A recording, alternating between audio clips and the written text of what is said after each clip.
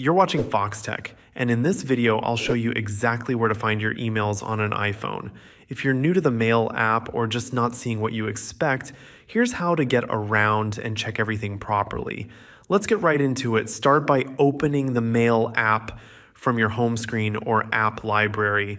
Once you're in, tap on Inbox to view all incoming messages for your default email account. If you've added multiple accounts, tap Mailboxes in the top left corner. This lets you switch between different inboxes or folders like Sent, Drafts, or Trash, depending on where you want to look. You can also use the search bar at the top of the screen to find specific emails. Just type in a name, subject, or keyword, and Mail will filter your results.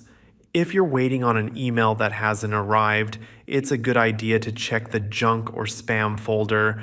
Sometimes important emails get filtered there by mistake.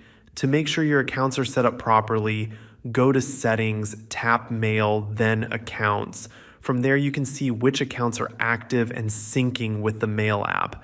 And if you're trying to find important or unread emails quickly, use the flagged or unread folders.